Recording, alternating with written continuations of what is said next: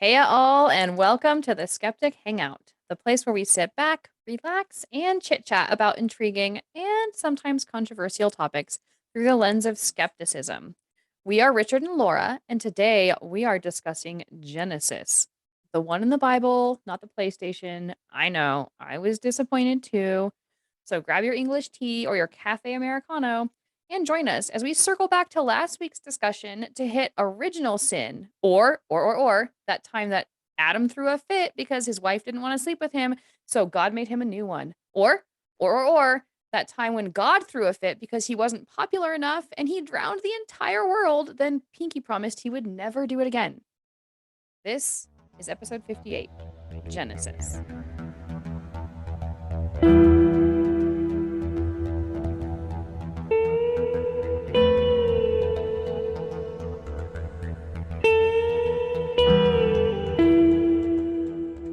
So I figure I pretty much summed up the entire episode just in the introduction. So do you want to take off and go get a coffee? I mean, At the end of the day, I thought you were. I'm very disappointed you didn't mention the band.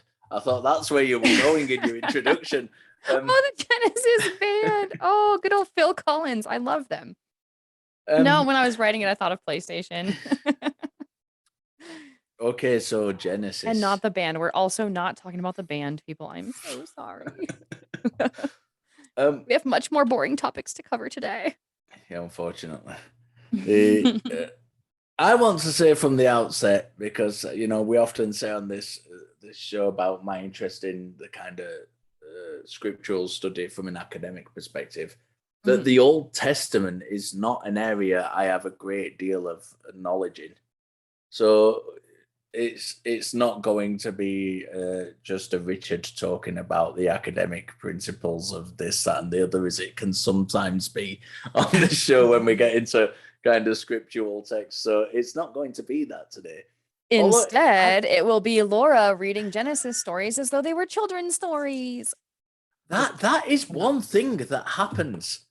Yeah. That is Oh, I why had them when I was Christian. I had all the little children, like the watered down, rainbowed up, cartoony looking little kid Genesis stories. It's disgusting. they are quite watered down. As far as watered down goes, you can't get much for Uh-huh. that. That Kind of like if they were that. homeopathy. Yeah, if you found that much watered downness in a pub, you'd be kind of took to court for it for mis-selling your beer products. This is, I mean, the children's. Let's start on the children's books. As you said, you've had experience in that. I've been to church on a few occasions, just as an observer, or various things. Just because I sometimes enjoyed going to church with the church that my wife went to. Um, Yeah.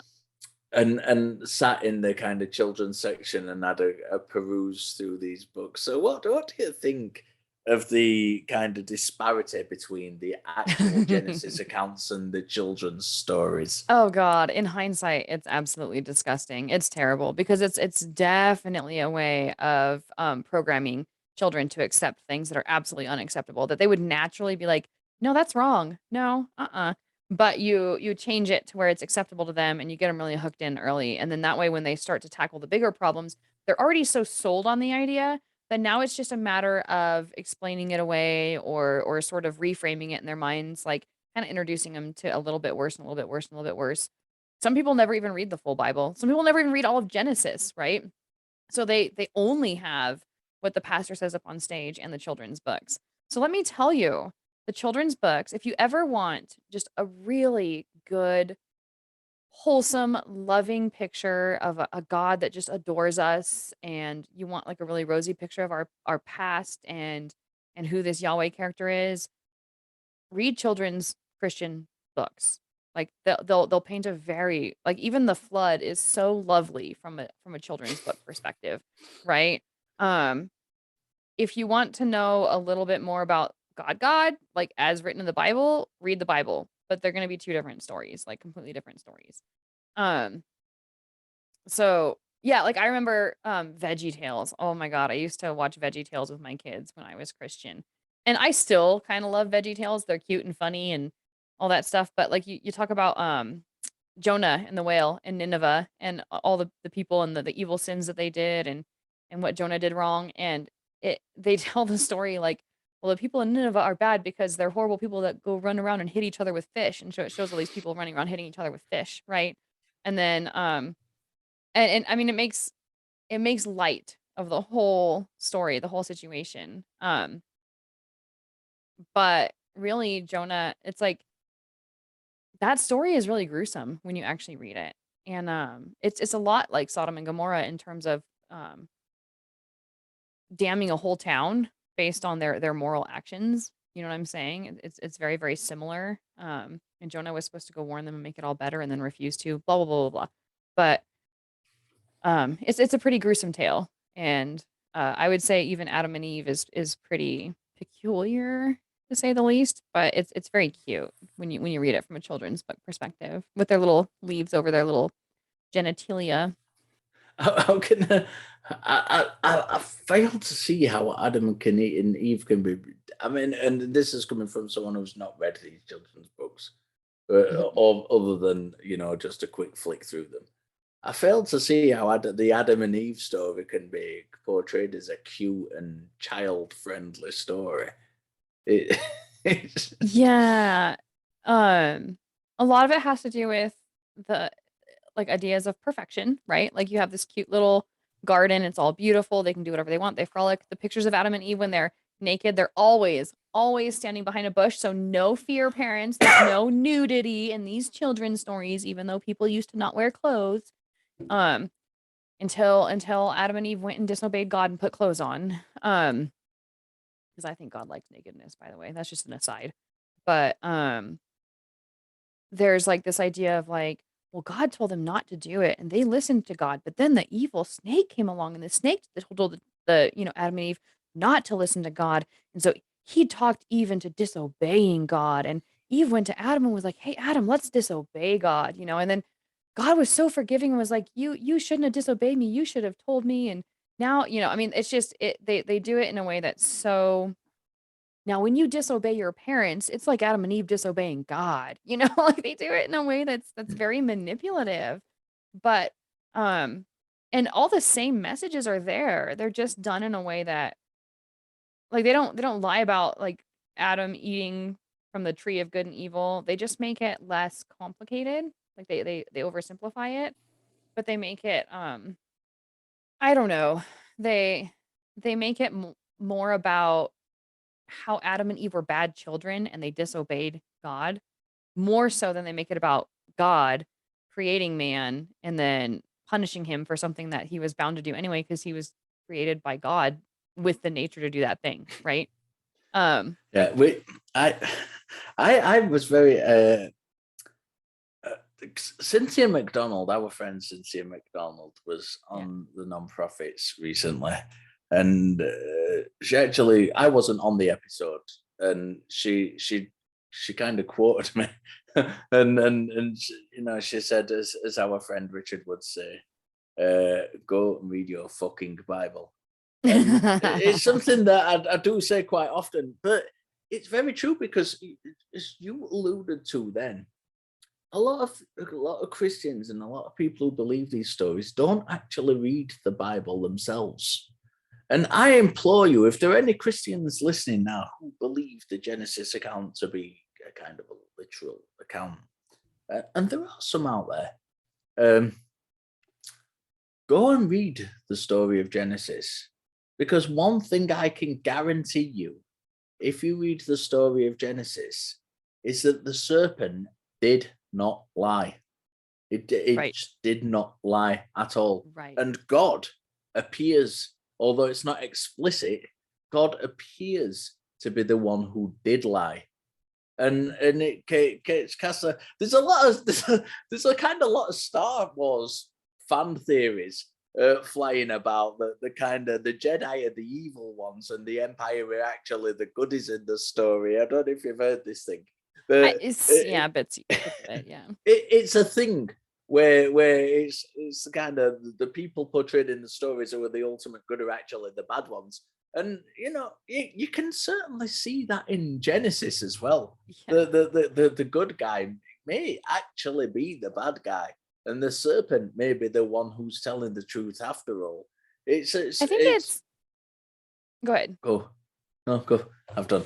I just think that it's super important to see the whole story of Genesis. And Genesis covers a lot of different stories of the Bible. So if you've heard of like the flood and I'm gonna probably get wrong how many stories are in actual Genesis, but like Abraham, the actual beginning story of like let there be light, Adam and Eve. There's a ton of stories shoved into That's known as the Genesis. creation Creation podcast story. fans. Yeah. And there's more too. I can't remember them all off the top of my head. And there's also genealogies, right?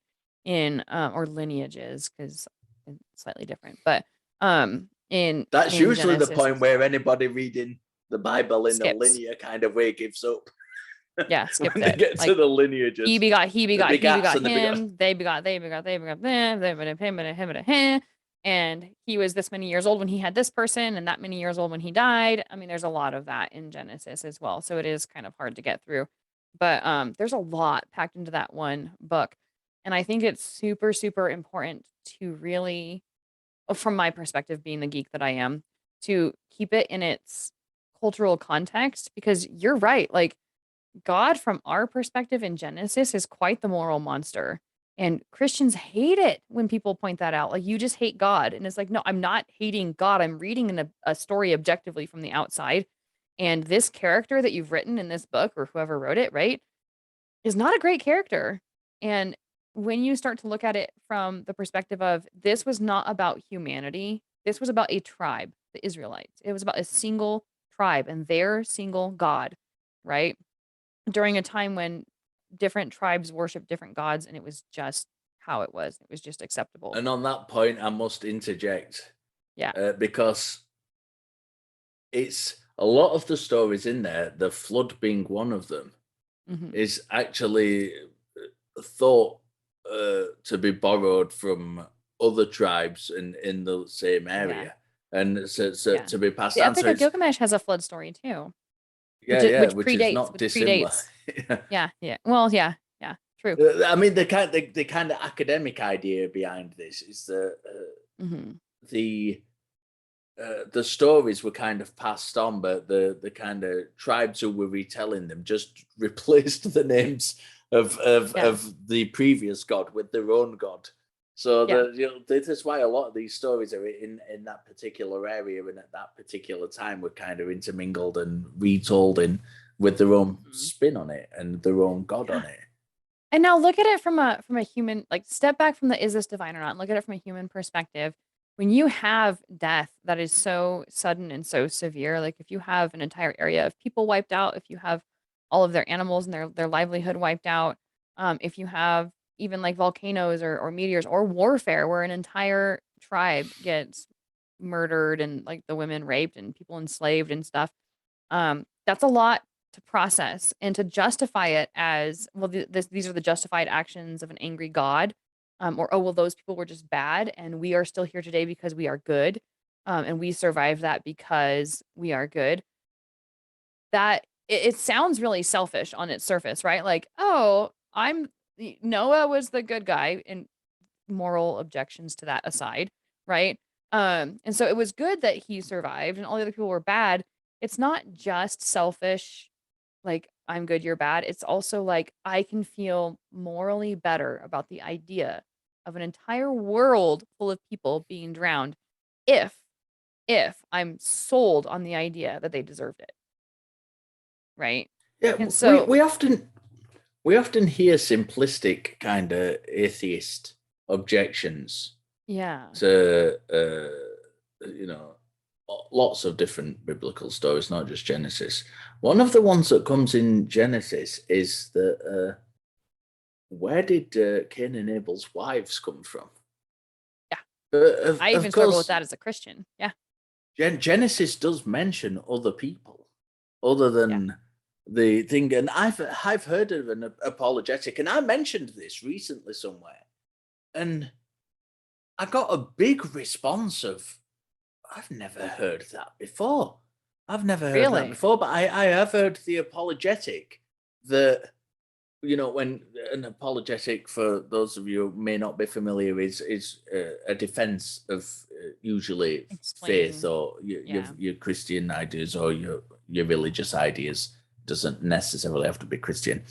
But I've heard the apologetic tying it in to, saying, well, it actually proves Genesis is correct, because you've got God who created his favorite, Adam and Eve, and they had their descendants, and then they mated, if you like, with people outside of this family group who God created, and that proves, they say, the apologetics say, that Homo sapiens interbred with Neanderthals. Oh, that's such a And stretch. That's such a huge stretch. so but That's it's ridiculous. that's how cognitive dissonance and apologetics works, Work. and Yeah. you kind of post hoc rationalize things to facts that have come out. Yeah. It's Go back to like the it's original like with sources though, because like Judaism never said that that Adam and Eve were the only two people. Like they didn't believe no, that, right? In fact, Eve wasn't even Adam's first wife in Jewish tradition. She was the second wife, and she was born of Adam, basically so he'd be happy with her. And I know I'm oversimplifying it, but it was basically like, oh, you want someone that's actually going to please you? Let me bring someone forth who's of you, right? yeah, Because Hawa like pissed no, Hawa, I'm getting my names mixed up. The original wife of Adam. But Lilith. Lilith? Yeah. Okay, so she and Adam basically didn't get along. Like she didn't want to have sex with him, or at least in a certain way or something like that. I don't remember the story in enough detail to really tell it, like retell it. But there's not a lot of Jewish contradiction in the idea that God created multiple other people and that Adam was just the first, right? But there is a contradiction in the Christian retelling of it. So I don't know. It's kind of Oh, interesting yeah. to me because I mean, Christians don't like to go back to the original Jewish teachings. They like to stick to their no, I own mean, teachings, which is interesting because you're pulling bits and pieces of these stories from this. You're leaving out others.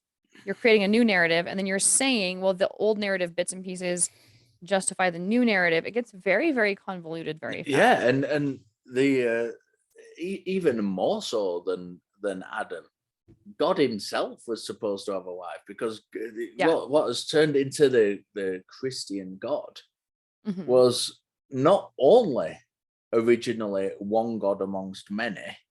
but it was the kind of amalgamation of two different tribal people. There was Yahweh and there was El, and they were two kind of, or a lot of scholarship, it's not universal, but a lot of Right. scholarship thinks that they were two distinct gods who kind of became amalgamated together into the God of the Old Testament. But certainly in the early days of, and this is kind of consensus scholarship. This isn't kind of uh, to what I just alluded to, with the two gods kind of thought of by a lot of people. The Hmm. consensus scholarship is that God was one amongst many, many gods. And when you get stories in the Old Testament where they're talking about, this is the most powerful God, the God on high, when God's speaking like that,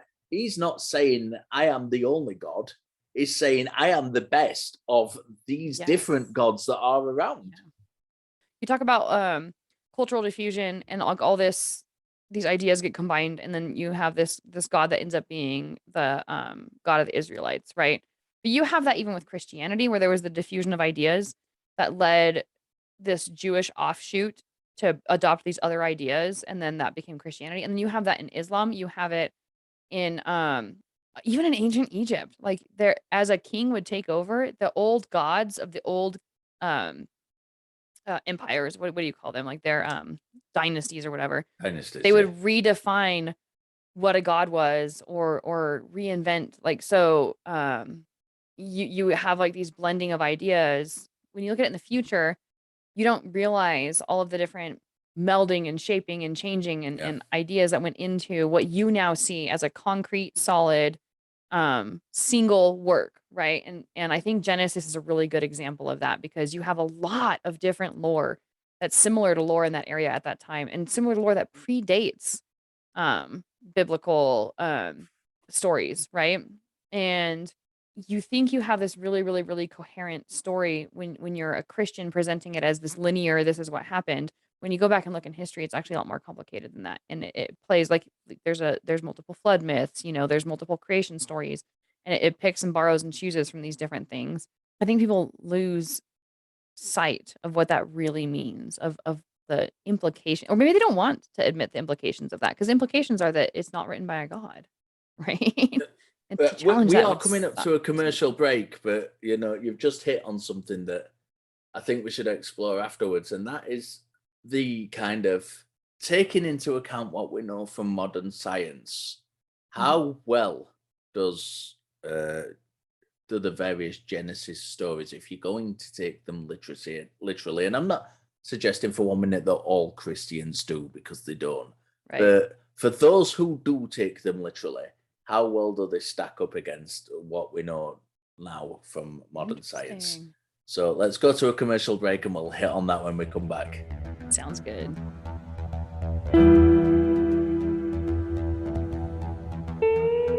Okay, so we have a wonderful commercial, not a commercial. What am I talking about? It We will be a have wonderful a commercial. Facebook discussion group.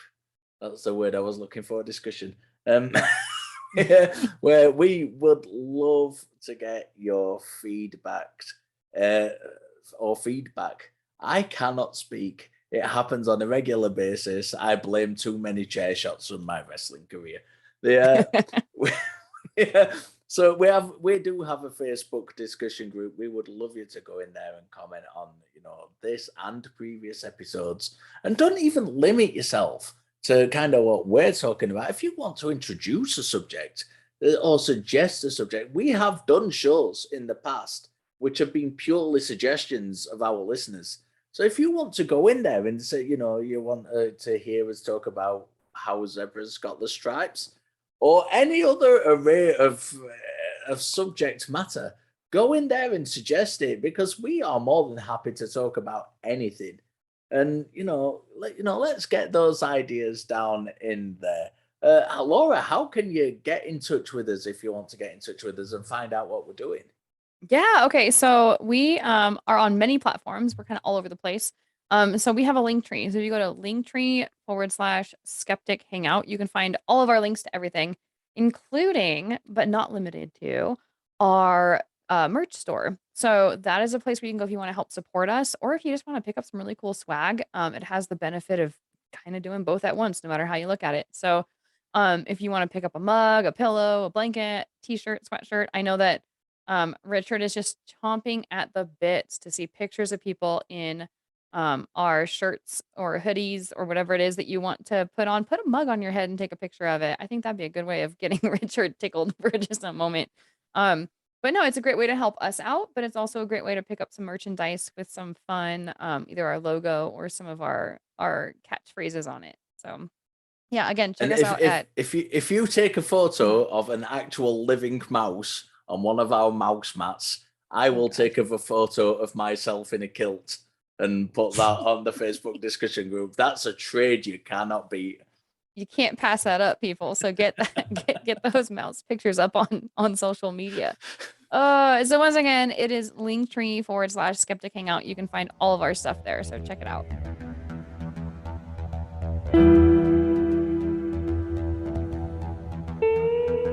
Before the commercial break, we were talking about how does the Genesis accounts for those people who take them as kind of literal accounts compared to the modern science of things. So was there a worldwide flood, Laura? Was the world created in 7 days? Oh my gosh, you asked me like I'm like an encyclopedia. No, but like from my perspective, so I don't have all the science that backs up a really eloquent answer to that, but I can tell you, go talk to a geologist and they're going to say there's no evidence for a worldwide flood. And the evidence that creationists point out as evidence have other better explanations that actually make more sense with how the world really works and how physics really work. So, yeah, I think it's interesting that people will find ways of explaining away how the 7-day creation story actually matches with scientific explanations for the creation of the universe because they don't. Like they're actually physically out of order. To the point where Yeah. the way that we understand science today, it wouldn't work that way. Like you can't have like plants before light and stuff like that, like it just Grass doesn't make before any the sun. sense. Yeah, yeah, it doesn't make any sense whatsoever. And like I appreciate the very eloquent, very well thought out responses that Christians have for how it actually does work. But it doesn't comport with actual reality and what we see, right? So if they get to play the trump card of, well, God just made it happen that way and it's mysterious and it's beyond our understanding. It's like, well, great. Like anybody could use that trump card for any explanation of anything, right? And that it's Yeah. kind of a non-answer answer.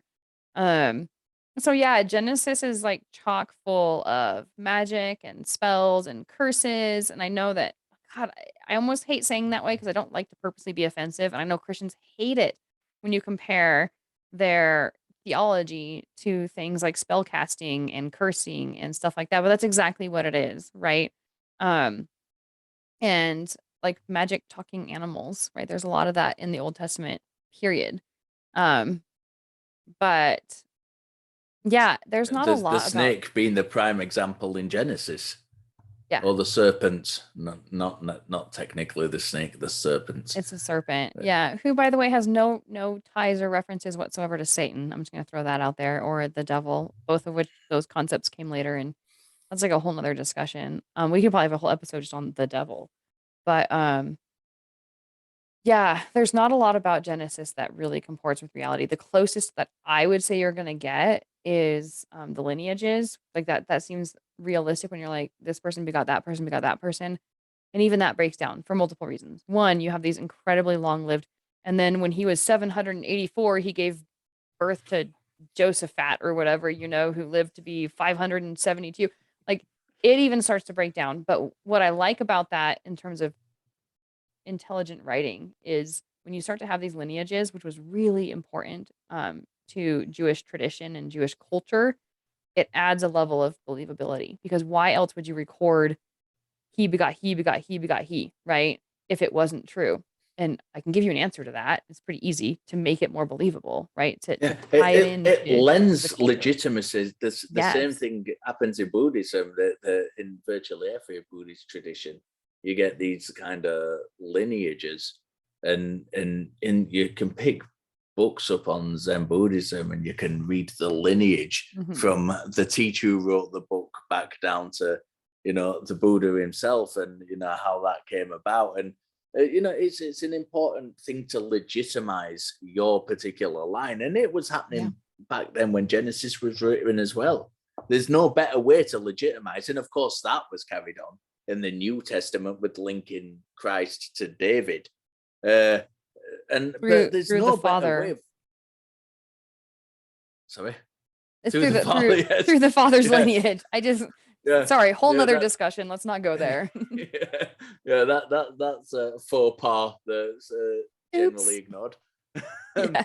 But yeah, it's an important kind of literary device to Yeah. legitimize to your story to for people. But the one of my favorite things on with the science thing is how the apologists will, and I want to distinguish here because I've mentioned apologists a couple of times this episode and last episode, and I want to distinguish here between an apologist and your average everyday Everyday believer, person. Yeah. because most believers just they believe this stuff and they're indoctrinated into this stuff and they're not necessarily trying to excuse it.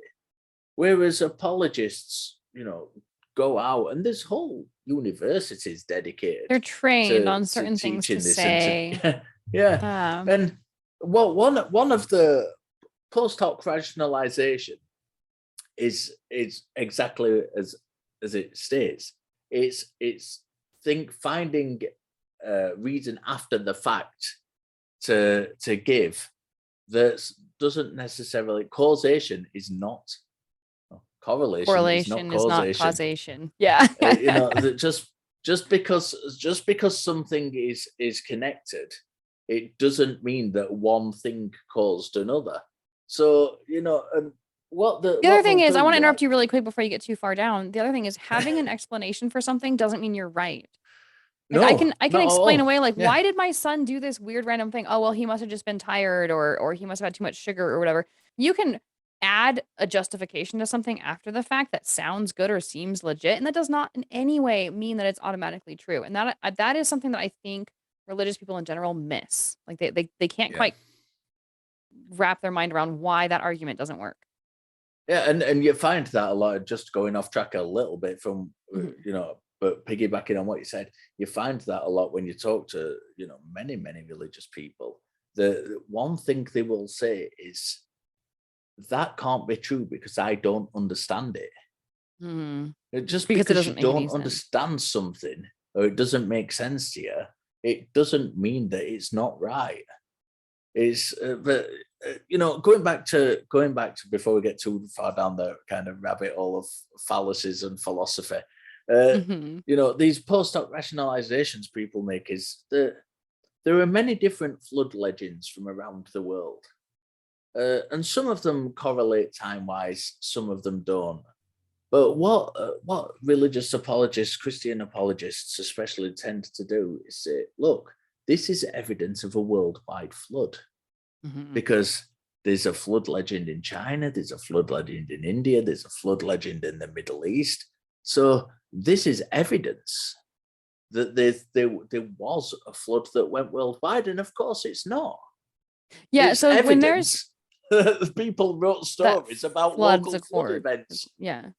It's evidence that floods occurred, whether it's a worldwide flood or not. So there's a thing where it's like if evidence supports two conclusions, it really supports neither conclusion without additional evidence, right? So if you can say, well, this is evidence of a worldwide flood, and then you can also say, well, this is evidence of localized floods, and that floods were a concern for people back then, it can't automatically be evidence for just one without other supporting evidence. And unfortunately for religious dogma and for religious philosophies, there's more evidence for localized floods historically throughout all of human history, before human history, and there'll probably be floods after we kill ourselves off, right?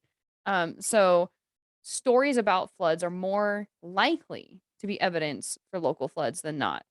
But just because it could potentially support your argument, if it could also potentially support other arguments, that's a disqualifying factor. You don't get to automatically claim that it belongs to just your argument.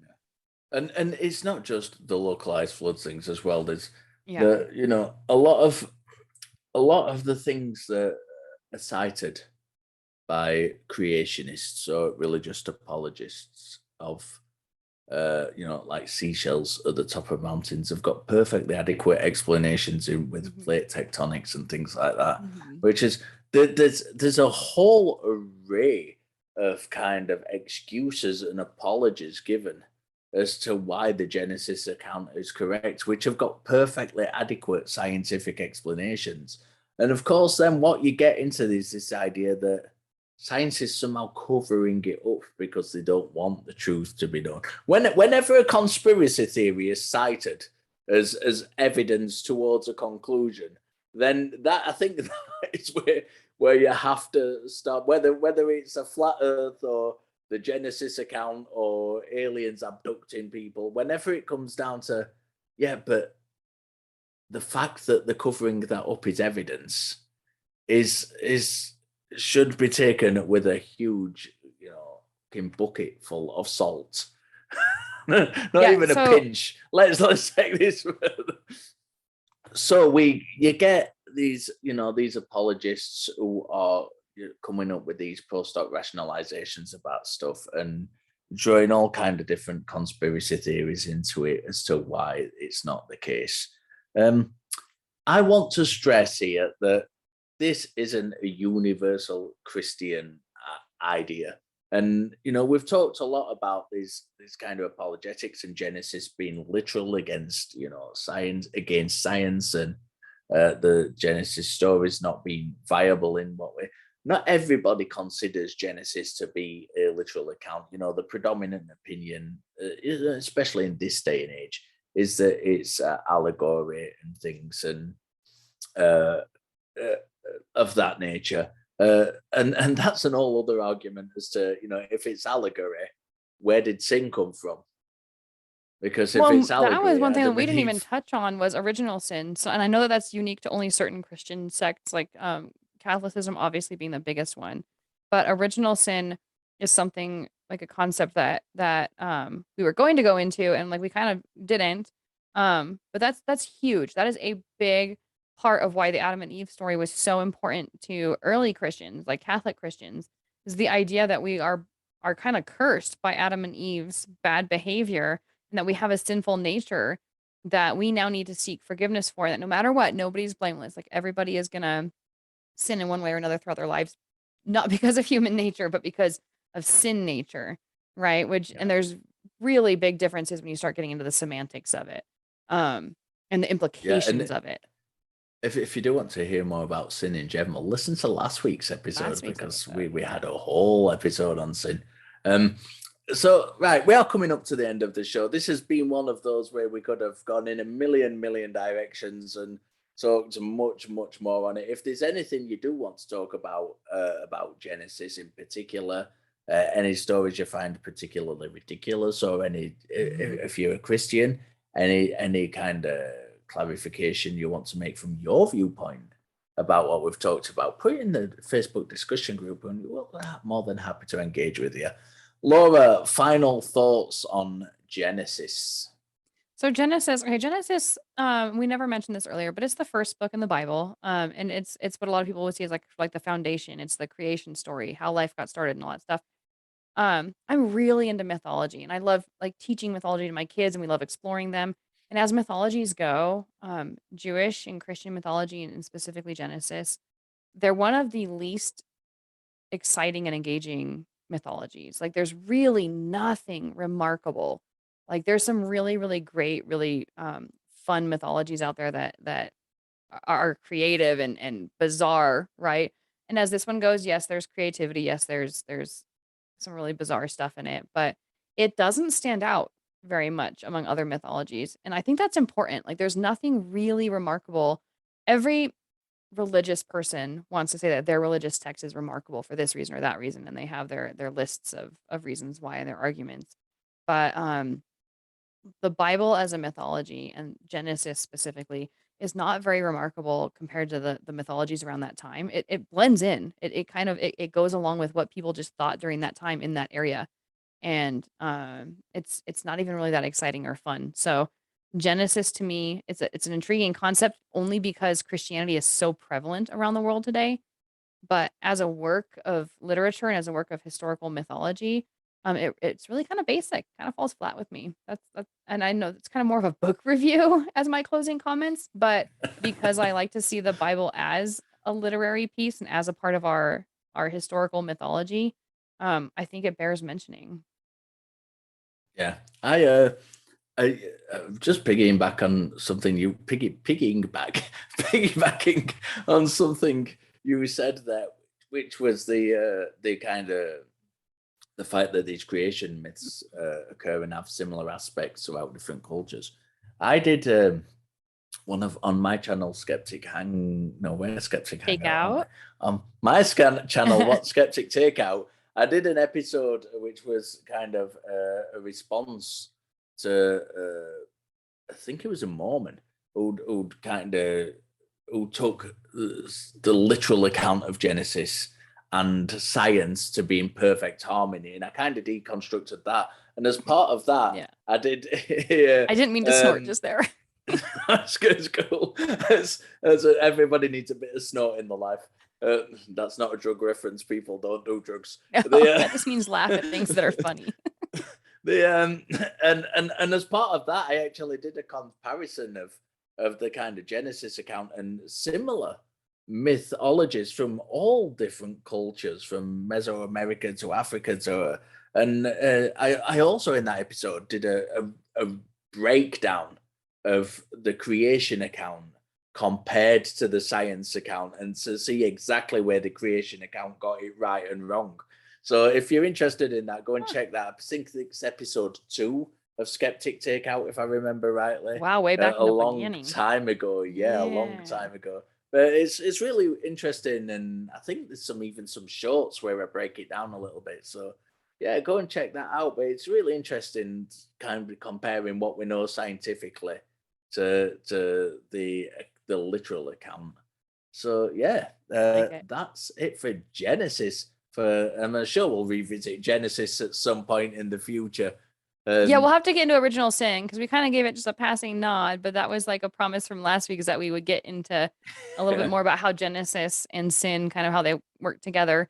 But there's just so much to say on Genesis we really didn't need to. Like there's so much other stuff to say that we just took it in its own unique direction, and I think that's okay.